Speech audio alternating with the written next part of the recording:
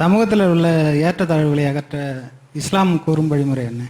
சாதிய முறைக்கு உலகிலே பலரும் பல வகையான தீர்வுகளை சொல்லியிருக்கிறார்கள். நான் ஏற்கனவே சொல்லியதைப் போல நாத்திகனாக மாறிவிடு, கடவுளையே விட்டுவிடு, அல்லது இந்த மதத்தை விட்டு வெளியேறிவிடு என்று கருத்து சொன்னவர்கள் இருக்கிறார்கள்.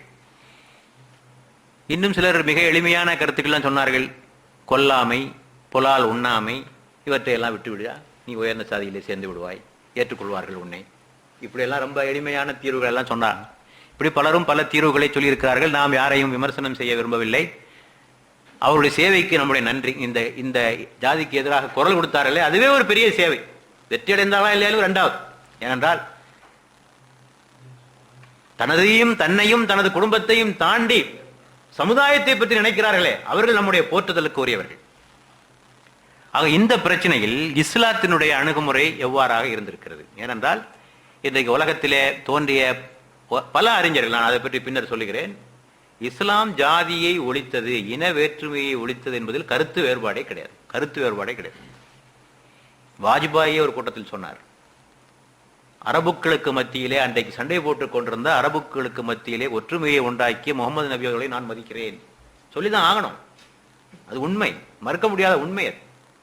ஆக உலகிலே தோன்றிய அது அம்பேத்கர் அவர்களாக இருந்தாலும் சரி, அல்லது விவேகானந்தர் அவர்களாக இருந்தாலும் சரி, பெரியார் அவர்களாக இருந்தாலும் சரி, எல்லோருமே ஒத்துக்கொண்ட உண்மை. இஸ்லாம் அதை நோக்கி செல்கிறது. ஏனென்றால் இஸ்லாம் எப்படிப்பட்ட ஒரு சமுதாயத்தை உருவாக்க விரும்புகிறது? உம்மத்தன் வாஹிதா, ஒரே சமுதாயம், மனிதர்கள் அனைவரும் ஒரே சமூகம், மனிதர்கள் அனைவரும் சீப்பின் பற்களை போல் சமமானவர்கள். நபிகள் நாயகம் சொன்ன உவமை இது. மனிதர்கள் அனைவரும் சீப்பின் பற்களை போல். சீப்பில் ஒரு பல்லு உயர்ந்தா என்னாகும்? தலையை குத்தி கிழித்து சீழ்பிடிக்க செய்துவிடும்.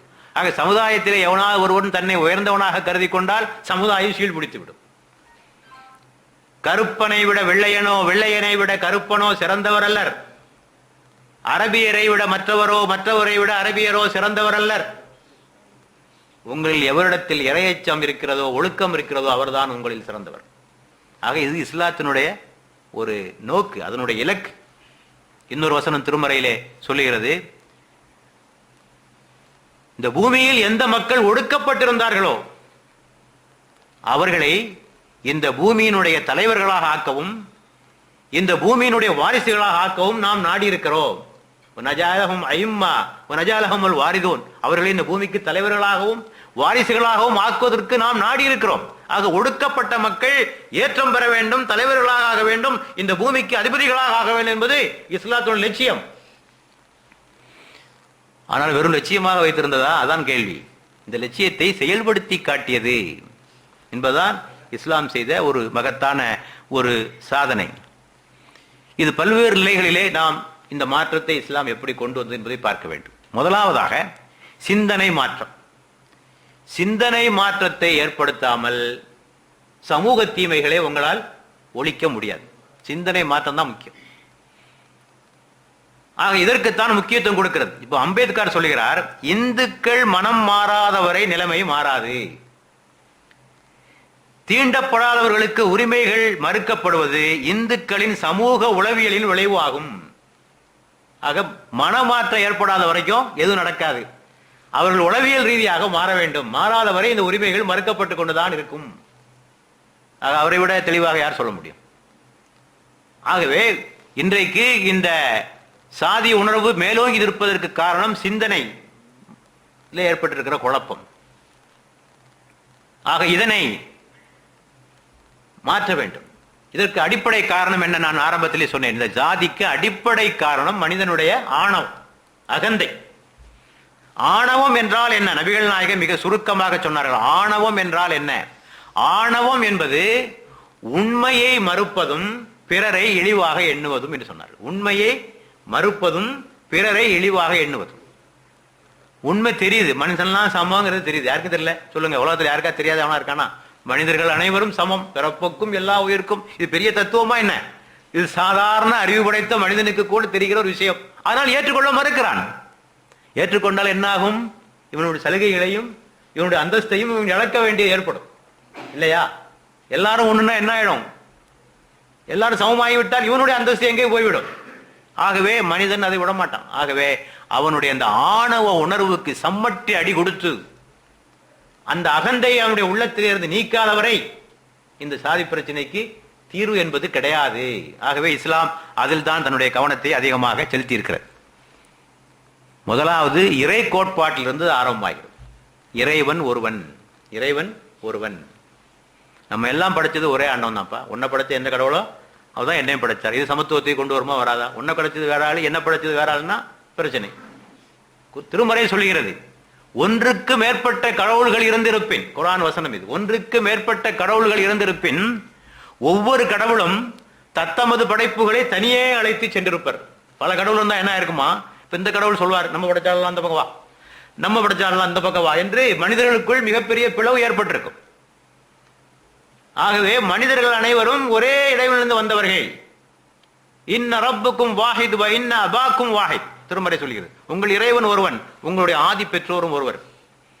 ஆக கடவுள் ஒருவர், ஒரே கடவுள் தான் உன்னையும் படைத்தார் என்னையும் படைத்தார். நீ வணங்குவது அந்த கடவுள் தான், நான் வணங்குவது அந்த கடவுள் தான். என்ன விசாரிக்க போறது அந்த கடவுள் தான், உன்னை விசாரிக்க போறது அந்த கடவுள் தான். எனக்கு உணவளிப்பதும் அந்த கடவுள் தான், எனக்கு உணவளிப்பதும் உனக்கு உணவளிப்பதும் அந்த கடவுள் தான். மறுமையில் மீளப்போவதும் அதே கடவுளத்தில் தான் மீளப் போகிறோம். ஆகவே நம்ம எல்லாம் படைத்த ஒரே கடவுள், ஒன்றே குலம் ஒருவனே தேவன் என்ப தத்துவத்திற்கு விளக்கம் இங்கே காணப்படுகிறது. அங்கே தத்துவமாக சொல்லப்பட்டது, இங்கே விளக்கம் இங்கே காணப்படுகிறது. ஆக இறைவன் ஒருவன். அடுத்தபடியாக இறைவனை பற்றி சொல்லுகிற போது, இறைவன் அகிலத்தினுடைய அதிபதி, ரப்புல் ஆலமீன், யூனிவர்சல் காட். கடவுளை ஒரு எல்லைக்குள் சுருக்கிறார்கள் பலர், இல்லையா? தமிழ்நாட்டுக்கு ஒரு கடவுள், வடநாட்டுக்கு ஒரு கடவுள், இந்தியாவுக்கு ஒரு கடவுள், காட் ஆஃப் இஸ்ரேல், இஸ்ரவேலர்களுடைய கடவுள். கடவுள் எல்லாம் ஒவ்வொரு பிராந்தியத்திற்காக இஷ்ட தெய்வம், குல தெய்வம் என்றெல்லாம் சுருக்குகிறோம். இஸ்லாம் என்ன சொல்லுகிறது? அகிலத்தின் அதிபதி, ரப்புன் நாஸ், மலிக்கின் நாஸ், மனிதர்களுடைய இறைவன். எல்லா மனிதர்களுக்கும் ஒரே இறைவன் தான். அந்த கடவுள் இந்த உலகத்தை பூராவும் படைத்தார். ஆகவே அவர் எல்லா நாடுகளும், எல்லா மொழிகளும், எல்லா மனிதர்களும் எல்லாரும் சமம். கடவுளுடைய எல்லையை சுருக்கினால் என்ன ஆகும்? இந்த நாட்டுக்கு மட்டும் கடவுள்னா அது பொது கடவுளா இருக்க முடியாது. அவர் பறந்து விரிந்த கண்ணோட்டமுடைய ஒரு கடவுள் அல்ல. கடவுளை பற்றி இந்த ஒரு கருத்து. அடுத்தபடியாக கடவுளை நெருங்குவதற்கு எவருடைய துணையும் தேவையில்லை. இது புரோகிதத்திற்கு வைக்கப்பட்ட ஆப்பு. புரோகிதம் கிடையாது. இஸ்லாத்தில் மத குரு, பிரீஸ்ட்ஹுட் என்று ஒரு அமைப்பு கிடையாது. மத குரு என்று ஒன்று கிடையாது.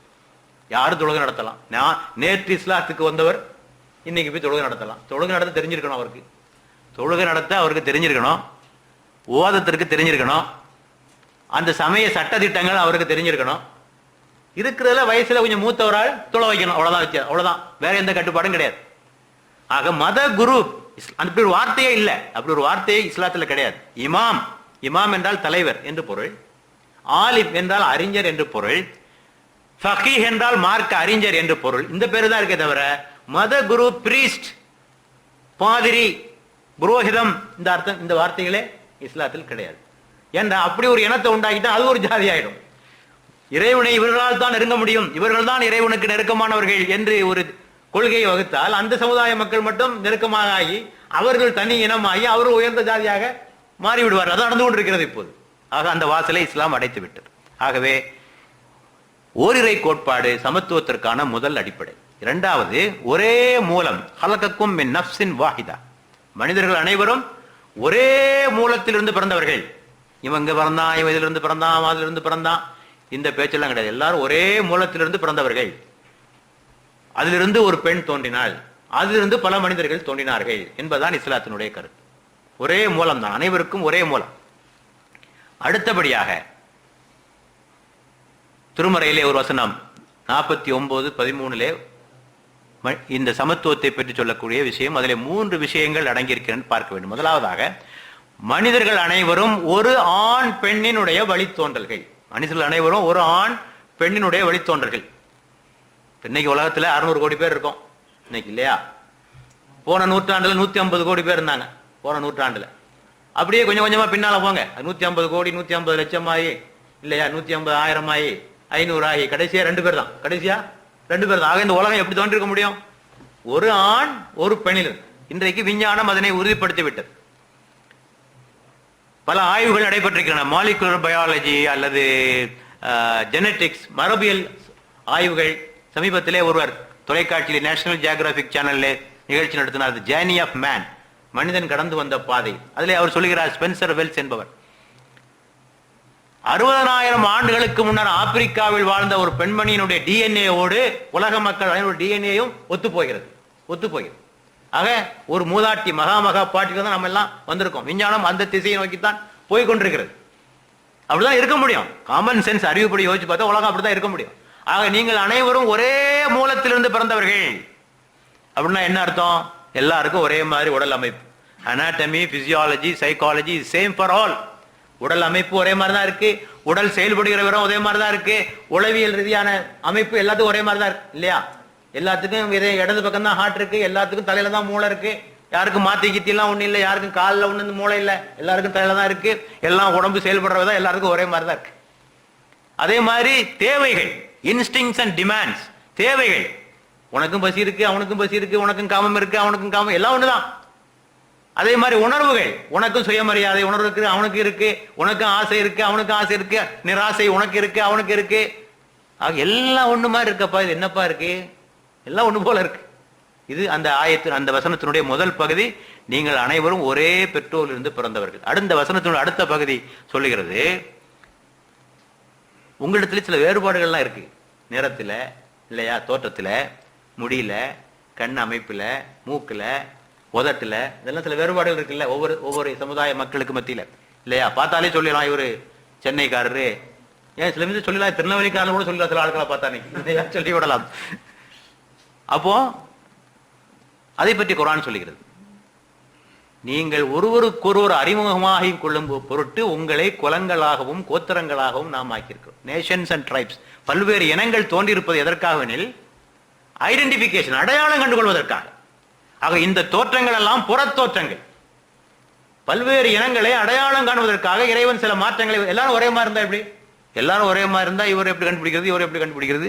ஆகவே சில அடையாளங்கள், வெளிப்புற தோற்றங்களிலே ஏற்படுத்தியிருக்கிற மாற்றங்கள் அனைத்தும் அடையாளம் காணுவதற்கான ஏற்பாடு. இன்னைக்கு உலகத்துல இனங்களை பிரிக்கிறார்கள். எப்படி? ஆப்பிரிக்க இனம், ஐரோப்பிய இனம், காக்கேசியன் இனம், நியூகினியன் இனம், ஆஸ்திரேலியன் இனம் என்று பல இனங்களாக பிரிக்கிறார்கள். இந்த இனங்களை எந்த அடிப்படையில் பிரிக்கிறார்கள்? முடி, தலைமுடி, புருவம், கண்கள், மூக்கு, உதடு, இதான். இதை வச்சுதான் பிரிக்கிறாங்க. ஹார்ட்டை வச்சு பிரிக்கிறது இல்லை, லங்ஸை வச்சு பிரிக்கிறது இல்லை, இதயத்தை வச்சு ஒன்றும் பிரிக்கிறது இல்லை, வெளித்தோற்றங்களை வைத்து பிரிக்கிறார்கள். ஆக அடையாளம் காணுவதற்கான ஏற்பாடு. அத்தோடு இன்னொரு விஷயத்தையும் இஸ்லாம் சொல்கிறது, இது இறைவனுடைய வல்லமைக்கு சான்று. ஆயத்துல்லா, இறைவனுடைய வல்லமை, இறைவன் இருக்கிறான் என்பதற்கு இத்தனை வேறுபாடுகள் சான்று. உங்களது மொழிகளும் நிறங்களும் வேறுபட்டிருப்பது இறைவனுடைய வல்லமைக்கு சான்று. இத்தனை நிறங்களை ஒன்னால் உண்டாக்க முடியுமா? இத்தனை நிறங்களை ஒன்னால் உண்டாக்க முடியுமா? இத்தனை மொழிகளை ஒன்னால் உண்டாக்க முடியுமா? இறைவன் அந்த ஆற்றலை உனக்கு தராவிட்டால் இத்தனை மொழிகளை ஒன்னால் உண்டாக்க முடியுமா?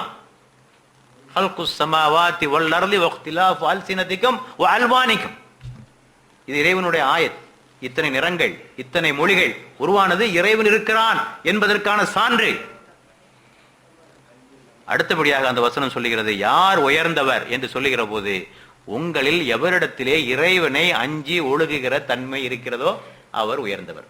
ஆக உயர்வு ஒழுக்கத்தின் அடிப்படை. அதுல மட்டும்தான் உனக்கு முழு கட்டுப்பாடு இருக்கு. மற்ற எந்த விஷயம் உனக்கு முழு கட்டுப்பாடு இல்லை. நீ நினைச்ச அழகா பிறந்துட முடியுமா? நீ நினைச்ச அழகா பிறந்துட முடியுமா? நீ நினைச்ச அறிவாளியா பிறந்துட முடியுமா? நிறைய புஸ்தகம் படிக்கலாம், புஸ்தகம் படிச்சவங்களாம் அறிவாளி இல்லையே, இல்லையா? முடியாது. சில குணங்கள் இயற்கையிலேயே வர வேண்டும். ஆகவே முழுக்க முழுக்க உன்னுடைய கட்டுப்பாட்டில் உள்ள விஷயம் ஒழுக்கம் மட்டுமே.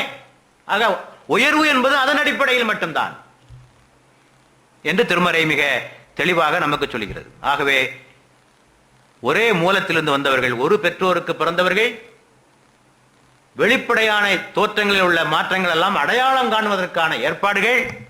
உங்களில் சிறந்தவர் ஒழுக்கம் உள்ளவர் என்ற ஒரு கருத்து. ஆக இந்த கருத்து தான் சிந்தனை மாற்றத்திற்கான ஒரு அடிப்படை. இது ஆழமாக மனுஷன்ட்ட பதிஞ்சிருன்னு சொன்னா யாரையும் இழிவாக பார்க்க மாட்டோம். யோசிச்சு பார்த்தா சாதாரண காமன் சென்ஸ்ல யோசிச்சு பார்த்தா தெரியும், நம்மள மாதிரி தான் இருக்கான், எல்லாம் இருக்கு, நம்மகிட்ட என்ன இருக்கு அதெல்லாம் அவன்கிட்ட இருக்கு, அவன்கிட்ட என்ன எல்லாம் என்கிட்ட இருக்கு, அவனை போய் நான் இழிவா பார்க்கிறேன், என்னை போல முட்டாள் உலகத்தில் எவனாவது உண்டா? ஆக இந்த சிந்தனை மாற்றத்தை இஸ்லாம் கொண்டு வந்தது. இரண்டாவதாக, வெறும் அறிவு ரீதியாக மட்டும் காரியங்களை செய்து கொண்டிருக்க முடியாது. நம்மளே பல பேருக்கு எத்தனை பேருக்கு தெரியாது இதெல்லாம் நான் சொன்ன கருத்தெல்லாம் தெரியுதுங்க எல்லாருக்கும். ஆனால் செயல்படுவதற்கு தயாராக இல்லை. ஆகவே இஸ்லாம் அதனை செயல்படுத்தி காட்டுவதற்கான சில திட்டங்களையும் வகுத்தது.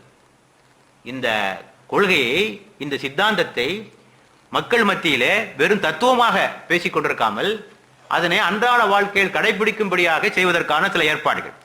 ஆன்மீகத்தின் ரீதியாக என்ன மாற்றங்கள் ஏற்படுகிறது? முதலாவதாக நான் ஏற்கனவே உங்களுக்கு சொன்னேன், யார் வேண்டுமானாலும் தொழுகை நடத்தலாம். தொழுகை நடத்துவதற்கு, மார்க்க கடமைகளை செய்வதற்கு ஒரு குறிப்பிட்ட பிரிவினர் என்று ஒருவர் கிடையாது. நபிகள் நாயகம் அவர்கள், இப்போது நீங்க எல்லாம் கேட்குறீங்க பாருங்க, இந்த 5 நேரம் தொழுகைக்கு அழைப்பொலி கொடுக்கிறார்களே, பாங்கு என்று சொல்கிறார்கள் 5 நேரம். இதனை முதலாவதாக செய்தவர் ஒடுக்கப்பட்ட சமுதாயத்தைச் சேர்ந்த பிலால், கருப்பு நிறத்தவர், தடித்த உதருடைய அவர்தான் முதலாவதாக பிலால் என்பவர் தான் கொடுத்தார். ஆகவே ஒரு தாழ்த்தப்பட்ட சமுதாயத்தை சேர்ந்தவருக்கு தான் கொடுத்தார்கள். அத்தோடு தொழுகையிலே சமத்துவத்திற்கான ஏற்பாடு. தொழுகையிலே என்ன பண்றாங்க? முன்னால வந்தவர் முன்னாலே, பின்னால வந்தவர் பின்னாலே, யாருக்கும் முன்னுரிமை எல்லாம் ஒன்றும் கிடையாது. தனி சிறப்பு சலுகைகள் என்றெல்லாம் எவருக்கும் கொடுக்கப்பட மாட்டார். தோளோடு தோள் நின்று ஆண்டியும் அரசனும் ஏழையும் பணக்காரனும் எல்லாம் வரிசையா நிற்பாங்க. இது ஒரு சமத்துவத்திற்கான ஒரு பயிற்சி. அடுத்தபடியாக அது இந்த பயிற்சி உள்ளூர்ல இருந்து ஆரம்பிச்சு உலகம் வர போகுது. உள்ளூர்ல ஆரம்பிச்சு உலகம் 5 நேர தொழுகையில் உள்ளூர்ல எல்லாரும் ஒரே சமயத்தில் நிற்கிறாங்க. பெருநாள் தொழுகையில் அந்த வட்டம் இன்னும் பெரிதாகும். பெருநாள் தொழுகையில் அந்த வட்டம் இன்னும் பெரிதாகும். ஹஜ் என்ற கடமை இருக்கிறதே, உலகளாவிய சகோதரத்துவ மாநாடு. அந்த ஹஜ் என்ற அந்த மக்காவிலே பல நிறத்தவர்கள், நாட்டவர்கள், மொழியினர்கள், இனத்தவர்கள் அத்தனை பேரும் சங்கமிக்கின்ற ஒரு நிகழ்ச்சி. அதன் மூலமாக இஸ்லாம் உலக குடிமகன்களை உருவாக்குகிறது. குளோபல் சிட்டிசன், நாடுகளை கடந்து, மொழிகளை கடந்து, இனங்களை கடந்து உலக சகோதரத்துவம், இதற்கான ஒரு பயிற்சி. ஆக வணக்கங்களின் வாயிலாக தரப்பட்ட இது ஒரு பயிற்சி. ஏன்னா ஆன்மீகத்திலிருந்து ஆரம்பிக்கணும். அடுத்தபடியாக சமூகத்துறையில் இஸ்லாம் கொடுத்த பயிற்சி செயல் திட்டம் என்னவென்று சொன்னால் கலப்பு திருமணம். கலப்பு திருமணம் இந்த சாதியை ஒழிக்கும். ஏன்னா பல பேர் அந்த கல்யாணம் வந்துட்டான்னு வைங்க, எல்லா ஜாதியும் வந்துடும். அது வரைக்கும் சமூக நீதி பேசுவான், சமத்துவம் வா, பகுத்தறிவும் வா, எல்லாம் பேசுவான். கல்யாணம் வந்துருச்சுன்னு வைங்க, நம்ம கோத்திரத்தை எங்க, நம்ம குலத்தை எங்க, நம்ம ஜாதி எங்கன்னு தேட ஆரம்பிச்சிருவான் இல்லையா? அதுவரை பேசி சமூக நீதி, பகுத்தறிவு, சகோதரத்துவம் எல்லாம் காத்துல போயிடும். ஆக கலப்பு திருமணத்திற்கு இஸ்லாம் வழிவகுத்தது. பெருமானார் அவர்கள் ஒரு உயர் சாதியை சார்ந்தவர்கள். அன்றைக்கு அரேபியாவிலே உயர் சாதி என்று கருதப்பட்ட குறைசி சமுதாயத்தை சார்ந்தவர். அவர் தன்னுடைய உறவு பெண்ணான ஜைனபுக்கு யாரை மனம் முடித்து கொடுத்தார்? அடிமை வம்சத்தைச் சேர்ந்த ஜெயித் பின் ஹாரித் என்பவரை மனம் முடித்து வைத்தார். தன்னுடைய குடும்பத்திலிருந்தே, உயர் சாதி குடும்பத்திலிருந்து ஒரு தாழ்த்தப்பட்ட ஒரு சமுதாயத்தை சேர்ந்தவருக்கு மனம் முடித்து வைத்தார். அவர் சொன்னார், திருமணத்துக்கு என்னையா அளவுகோல்? என்ன அளவுகோல்? ஒழுக்கம் தான் அளவுகோல். ஆண்களுக்கு அதான் சொன்னார், பெண்களுக்கு அதுவும் சொன்னார். ஆண்களை பார்த்து சொன்னார் புல் ஃபர் பிதாத்தி, பெண்களை பார்த்து சொன்னார் புல் ஃபர் பிதாத்தி தீன், ஒழுக்கமுள்ள பெண்களை மனம் முடித்துக் கொள்ளுங்கள். ஆண்களுக்கும் அதை தான் சொன்னார். ஆக ஒழுக்கம் தான். அங்கேயும் நல்லவனா அதை பார்த்துக்க, அவ்வளவுதான், வேற ஒன்றும் பார்க்காதே, குலத்தை பார்க்காதே, பணத்தை பார்க்காதே, எதையும் பார்க்காதே.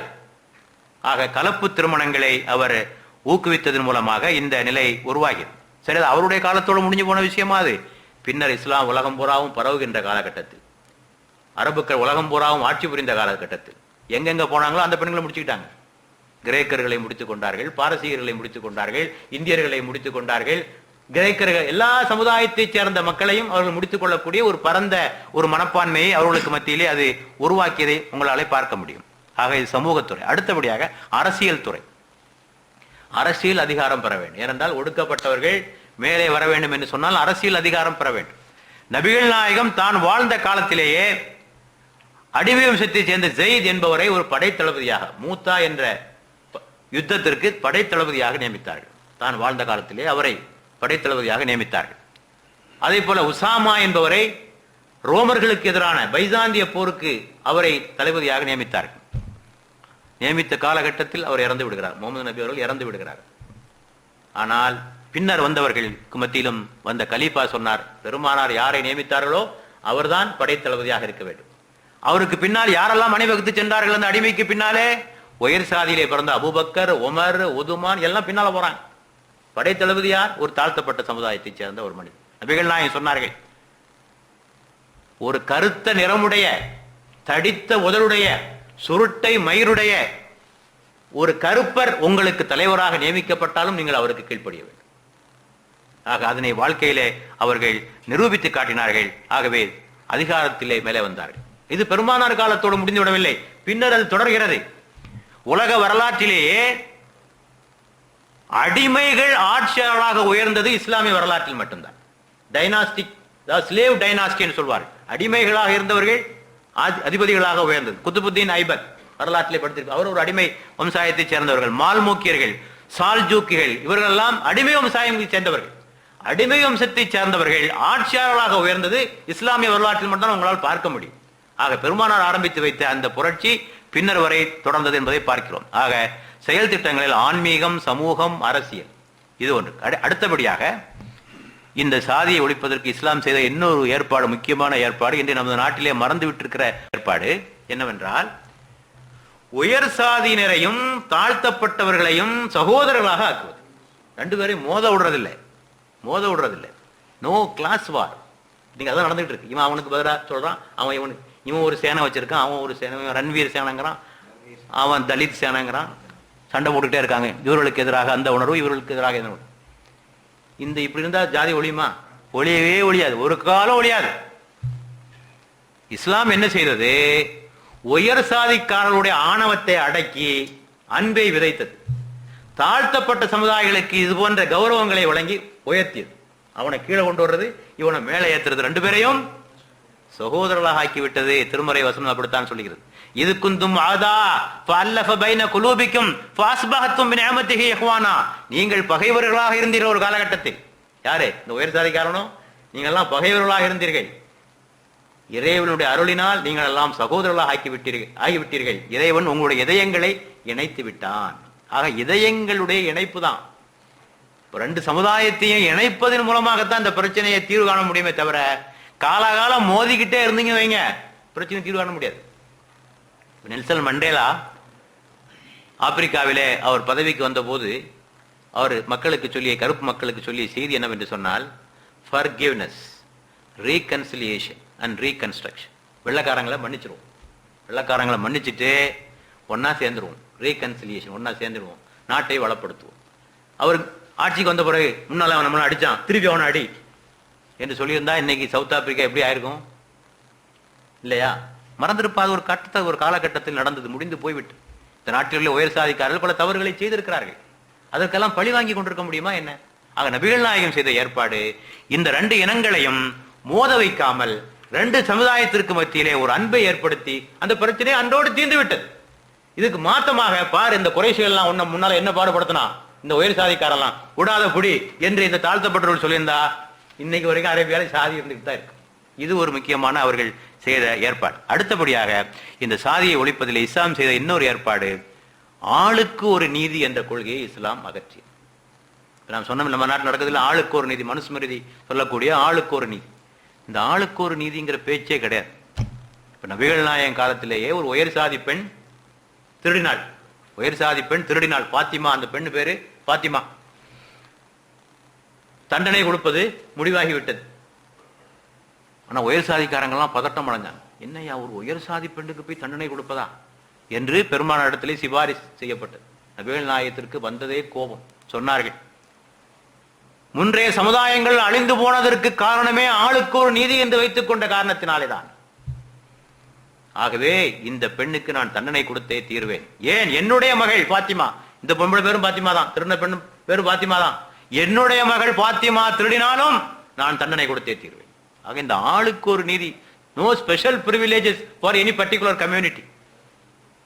பிற்காலத்தில் பாருங்க, உமர் என்ற கலீஃபா ஆட்சியிலே இருக்கிறார். அப்போது ஒரு மன்னர் இஸ்லாத்தை தழுவினார். ஜபலா பின் ஐஹாம் என்பவர் கஸ்ஸான் நாட்டை சேர்ந்தவர், சிரியாவிலே உள்ளவர். மக்காவிலே அந்த புனித யாத்திரை செய்து கொண்டிருக்கிற போது ஒரு தாழ்த்தப்பட்டவனுடைய துணி அவர் மேல விழுந்துருது. ஒரு தாழ்த்தப்பட்டவனுடைய துணி அவர் மேல விழுந்துருது. அடிச்சார் அவர். யாரு? அந்த மன்னர். இவனை தாழ்த்தப்பட்ட இவன் திருப்பி அடிச்சான். திருப்பி அடிச்ச உடனே வழக்கு நேரம் உமர் கத்தாப் இடத்திலே போயிடுது. அவர் சொன்ன, என்ன தப்பு இருக்கு? நீ அவனை அடிச்சா அவனை திருப்பி அடிச்சான். அப்படியா? அவனுக்கு எனக்கும் ஒரே நீதியா? அவன் செய்தாலும் நான் செய்தாலும் ஒரே தண்டனையா என்று திருப்பி கேட்டான். இந்தப்பா, இஸ்லாம் வந்து எல்லாத்தையும் ஒழிச்சிருச்சு, ஸ்பெஷலா எந்த உரிமையெல்லாம் ஒன்றும் கிடையாது, அவன் செஞ்சதுல ஒன்றும் தப்பு கிடையாது. அப்படி என்றால் நான் என்ன சொந்த நாட்டுக்கு இஸ்லாத்தை விட நான் போயிடுவேன், போ போ. உன்னை வைத்துக் கொள்வதற்காக சட்டத்தை தாழ்த்த முடியுமா? எல்லோரும் சமம்தான். ஆக எந்த ஒரு சிறப்பு உரிமைகள் சலுகைகள் எந்த சமுதாயத்தோருக்கும் வழங்கப்படவில்லை. அடுத்தபடியாக இஸ்லாம் எந்த பிரச்சனையை தீர்ப்பதாக இருந்தாலும் அங்கே இறைவனுடைய சிந்தனை, இறை அச்சத்தை அதிலே இணைத்துத்தான் எந்த மாற்றத்தையும் கொண்டு வரும். ஏனென்றால் எல்லா பிரச்சனைகளையும் இறைவனே அஞ்சுகின்ற தன்மை வருகிற போது மனிதன் அதனை விட்டு விடுவார். மறுமை என்று ஒன்று உண்டு, அதிலே கேள்வி கணக்கு கேட்கப்படுவோம், இறைவனிடத்திலே பதில் சொல்லியாக வேண்டும் என்ற உணர்வை எல்லா விஷயங்களிலும், அது தொழுகையாக இருந்தாலும் நோன்பாக இருந்தாலும், அது வரதட்சணை விஷயமாக இருந்தாலும், மனைவி நடத்துகிற விஷயமாக இருந்தாலும், எல்லா விஷயங்களிலும் இறைவனை அஞ்சிக்கொள் என்ற ஒரு உணர்வு. இஸ்லாம் சொல்லுகிறது, இந்த ஜாதி பிரச்சனை இருக்க இது ரெண்டு மனிதர்களுக்கு இடையிலான பிரச்சனை அல்லப்பா, இது மூணாவதாக கடவுளும் சம்பந்தப்பட்டிருக்காரு. இதுல மூணாவதாக கடவுளும் சம்பந்தப்பட்டிருக்கிறாரு. அபு மசூத் என்ற ஒரு தோழர் தனது அடிமையை அடித்துக் கொண்டிருக்கிறார். நபிகள் நாயகம் அந்த பக்கமா வந்தாங்க, சொன்னாங்க அவரை பார்த்து, இந்த அடிமையின் மீது உமக்கு இருக்கிற ஆதிக்கத்தை விட இறைவன் உன் மீது அதிக ஆதிக்கம் பெற்றிருக்கிறான் என்று சொன்ன மாத்திரத்தில் உடனடியாக அந்த அடிமையை விடுதலை செய்து விட்டார். ஆக ஒவ்வொரு கட்டத்திலும் இந்த ஒழுக்க உணர்வு. ஏனென்றால் சில சமயங்கள்ல மனிதனுக்கு அறிவு சொல்லுது இது சரிதான், ஆனா செய்யறதுக்கு தயாரா இல்லை. இல்லையா? லஞ்சம் வாங்குறது தப்பு, யாருக்கு தெரியாது சொல்லுங்க? லஞ்சம் வாங்குறது நியாயம்தான் என்று சொல்லுகின்ற யாராவது உலகத்தில் இருக்கானா? உத்தரம் கிடையாது. வரதட்சணை வாங்குவது நியாயம்தான் சொல்லுகின்ற எவனாவது இருக்கானா? கிடையாது. ஆனால் சமயத்திலே அறிவு சொல்லுகிறது, ஆனால் இந்த சுயநலம், இந்த உலகத்தில் அனுபவிக்க வேண்டிய சுகங்கள் எல்லாம் அதனை செய்யும்படியாக அவனை தூண்டிக்கொண்டே இருக்கிறது. வரதட்சணை விட்டா என்ன ஆகும்? லேசான விஷயமா வரதட்சணை? எந்த உழைப்பும் இல்லாமல் 5 லட்சம் ரூபாய் கிடைக்குது, பங்களா கிடைக்குது, காரு கிடைக்குது, எல்லாம் கிடைக்குது, விட முடியுமா? ஆக அறிவு வேலை செய்தாலும் இந்த அவனுடைய சுயநலம் அதனை தடுத்துடுகிறது. ஆகவே எல்லா விஷயங்களிலும் இறையச்சம் என்ற உணர்வை ஒன்றுபடுத்தியே இஸ்லாம் மாற்றத்தை கொண்டு வந்திருக்கு. ஆக இத்தனை ஏற்பாடுகள். அன்புக்குரிய சகோதரர்களே, மீண்டும் ஒரு மீள் பார்வையாக சொல்கிறேன், இஸ்லாம் இந்த ஜாதி பிரச்சனையை ஒழித்தது சிந்தனை மாற்றத்தின் மூலமாக. சிந்தனை மாற்றம் செய்யாமல் இந்த ஜாதி பிரச்சனைக்கு தீர்வே கிடையாது. ஆனால் சிந்தனை மாற்றத்திற்காக ஒரே இறைவன், ஒரே பெற்றோரும் தோன்றியவர்கள் என்ற ஒரு கருத்து செயல் திட்டமாக ஆன்மீகத்திலே எவரும் தலைவராக ஆகலாம், தொழுகையிலே சமத்துவம், சமூகத்துறையிலே கலப்பு திருமணம், அரசியலிலே ஆட்சி அதிகாரம், ரெண்டு சமுதாயங்களையும் அன்பாக இணைப்பது, எந்த சமுதாயத்திற்கும் தனிச்சலுகைகள் கிடையாது, இறைவனை அஞ்சிக் கொள்ள வேண்டும். இதுதான். ஆக இது ஒரு ஹோலிஸ்டிக் அப்ரோச் என்று சொல்வார்கள் ஆங்கிலத்தில். ஒரு முழுமையான ஒரு அணுகுமுறை. ஏதாவது ஒன்றை மட்டும் எடுத்துக்கொண்டு மாற்றங்களை கொண்டு வர முடியாது. கலப்பு திருமணம் அது மட்டும் தான் முடியாது. ஆட்சி அதிகாரம் வழங்குவது அது மூலமாக மட்டும் முடியாது. ஆக சிந்தனை புரட்சி, ஒழுக்க புரட்சி, செயல் புரட்சி, இப்படி எல்லா முறைகளிலும் முயல்கிற போதுதான் ஒரு தீமையை ஒழிக்க முடியும். இஸ்லாம் அந்த அணுகுமுறையை கையாண்டுதான் இந்த இதற்கு மாற்றம் கொண்டு வந்திருக்கு.